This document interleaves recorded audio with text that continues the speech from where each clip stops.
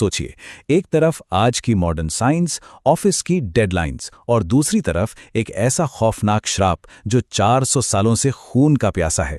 आज हम school towns universe की एक बेहद रहस्यमयी कहानी की परतों को उधेड़ने वाले हैं, बेरमपुर का श्राप और मृत्युंजय अमृत। इस कहानी में जो खौफ है ना, वो बिल्कुल रोंगटे खड़े कर देने वाला है। अतीत और वर्तमान का एक ऐसा खतरनाक टकराव है यहाँ, जो हमें ये सोचने पर मजबूर कर देता है कि क्या वाकई कुछ प्राचीन अलौकिक शक्तियां आज भी हमारे आसपास मौजूद हैं। तो चलिए बिना वक्त बर्बाद किए सीधे इस खौफनाक कहानी के अंदर चलते हैं और इसके पीछे छुपे असली रहस्य को डीकोड करते हैं। बम बम बश, बम बम बश। अब ये कोई ऐसा वैसा मंत्र नहीं है जिससे सुनकर किसी को शांति मिले। बेरमपुर के घने और हमेशा कोहरे से ढके रहने वाले जंगलों में ये मंत्र एक सीधा डेथ वारंट है, लिटरली मौत की घंटी। पुरानी कहानियों की माने तो शनिवार की रात को जब भी ये आवाज जंगल में गूंजती है तो समझ लीजिए मौत बिल्कुल सामने खड़ी है। और सबसे डरावनी बात, जिस किसी ने भी इस मंत्र को सुना है ना, वो आज तक अपनी कहानी सुनाने के लिए जिंदा नहीं बचा। अब सवाल ये है कि आखिर इस आवाज के पीछे है कौन? तो इसका जवाब है निशिर मोलो। ये कोई आम इंसान नहीं है। ये 4 बेहद भयानक लाल आंखों वाले साए हैं जो अपने कंधों पर एक भारी भरकम ताबूत उठाए पूरे जंगल में भटकते रहते हैं। सोच मिलिए के हिसाब से करीब 400 साल पहले मदन नाम के एक लड़के ने बहुत भारी गलती कर दी थी। उसने अपने पिता की चेतावनी को इग्नोर किया और छुपकर इन निशिर मोलो को देख लिया। उसे लगा कि वो बच गया, लेकिन जैसे ही वो पलटा, वो 4 लाल आंखों वाले साए ठीक उसके पीछे खड़े थे। अगली सुबह एक बरगद के पेड़ के पास उसकी लाश मिली और उसके चेहरे पर ऐसा जमा हुआ खौफ था जैसे मरने से पहले उसने साक्षात नर्क देख लिया हो। इस कहानी की सबसे इंटरेस्टिंग बात यह है कि इसमें 2 बिल्कुल ही अलग दुनिया एक साथ टकराती हैं। एक तरफ है हमारा 400 साल पुराना श्रापित बेरमपुर गांव, जहां सिर्फ कोहरे वाले जंगल और निशिर मोलो जैसी खौफनाक शक्तियों का राज है, और दूसरी तरफ दिल्ली की एक एकदम modern high tech scientific lab. यहीं हमारी मुलाकात होती है मेघना और इशिता से। ये दोनों टिपिकल मॉडर्न रिसर्चर्स हैं, मतलब जादू टोने और पुरानी दंत कथाओं से इनका कोई लेना देना नहीं है। ये बस अपनी रोजमर्रा की जिंदगी और लैब की पेंडिंग फाइल्स में उलझी हुई हैं।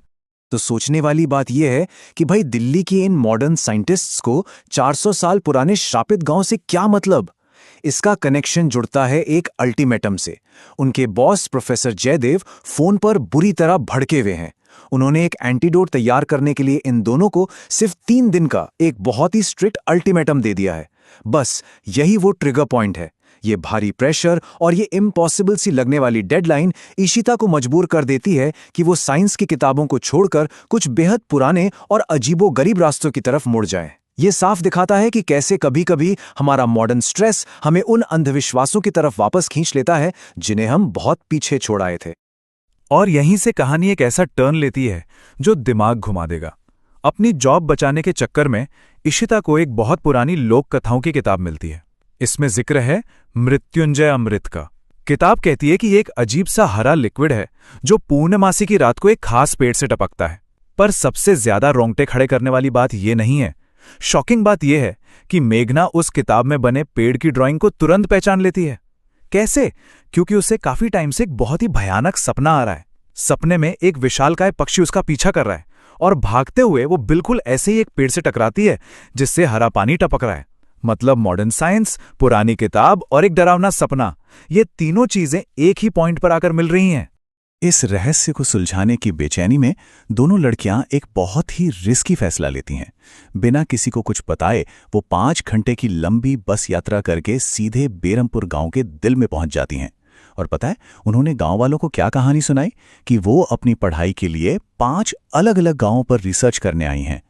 कवर स्टोरी तो काफी स्मार्ट थी, लेकिन सच कहूं तो क्या लॉजिक और साइंस की ये ढाल उन्हें बेरमपुर के उस असली खौफनाक खतरे से बचा पाएगी? बिल्कुल नहीं। क्योंकि जैसे ही वो गांव के अंदर कदम रखती हैं, हालात पलक झपकते ही बिगड़ने लगते हैं। ये कोई नॉर्मल मौसम का बदलना नहीं था। अचानक से बहुत ज्यादा ठंड बढ़ जाती है, तेज आंधी चलने लगती है और सूरज जैसे काले बादलों के पीछे गायब ही हो जाता है। पर यह तो बस शुरुआत थी। उसी वक्त गांव के मुखिया के घर के मंदिर का दिया अचानक बुझ जाता है और ठीक उसी सेकंड मेन मंदिर में पूजा कर रहे पुजारी का दिया भी बुझ जाता है और उसे हवा में भयानक काले साए तैरते हुए नजर आते हैं। ये सब इत्तेफाक नहीं हो सकता। ये साफ साफ वार्निंग थी कि गांव का जो एक आध्यात्मिक सुरक्षा चक्र था ना, वो टूट रहा है। उस प्राचीन श्राप ने इन बाहरी लोगों की एंट्री को महसूस कर लिया था। अब यहां से लड़कियों का प्लान पूरी तरह से बदल जाता है। गांव के मुखिया का बेटा है अनुज, जो खुद इन सब पुरानी बातों को बकवास मानता है। वो बातों बातों में राजा सूरजभान के 400 साल पुराने एक खंडहर राजमहल का जिक्र कर देता है। बस फिर क्या था, मेघना और इशिता जंगल में उस रहस्यमयी पेड़ को ढूंढने का अपना ओरिजिनल प्लान ड्रॉप कर देती है। और वो भी किस लिए? ताकि वो अनुज के साथ आधी रात को उस डरावने खंडहर महल को एक्सप्लोर कर सकें। मतलब सीरियसली, आधी रात को? इससे बुरा आइडिया क्या ही हो सकता है। चलिए अब इस टाइमलाइन पर जरा गौर करते हैं, क्योंकि यहीं से असली खेल शुरू होता है। रात के ठीक 12 बजे तीनों छुपकर घर से निकलते हैं। 12:15 पर वो महल की एक टूटी खिड़की से अंदर घुसते हैं। और अंदर जाते ही मेघना को एक अजीब सी फीलिंग होती है, देजा वू। उसे ऐसा लगता है कि वो इस 400 साल पुरानी जगह का कोना कोना जानती है। 12:30 बजे बाहर मौसम पूरी तरह से पागल हो जाता है। एक ऐसा भयानक तूफान आता है कि पूछिए मत। और 12:30 चीजें पूरी तरह आउट ऑफ कंट्रोल हो जाती हैं। ये टाइमिंग बहुत क्रूशियल है, क्योंकि जैसे जैसे ये लोग महल के अंदर जा रहे थे, जंगल में वो सोई हुई खौफनाक ताकत ठीक उसी वक्त जाग रही थी। जंगल में सालों की शांति के बाद फिर से वही आवाज गूंजने लगती है, बम बम बश। गांव वाले दहशत के मारे अपने बिस्तरों से उठ बैठते हैं। मंदिर का पुजारी बदहवास होकर मुखिया की तरफ दौड़ता है। और इसी अफरा तफरी के बीच जंगल के किनारे जुआ खेल रहे दो लोग, संपत और कप्ता, तूफान में बुरी तरह फंस जाते हैं।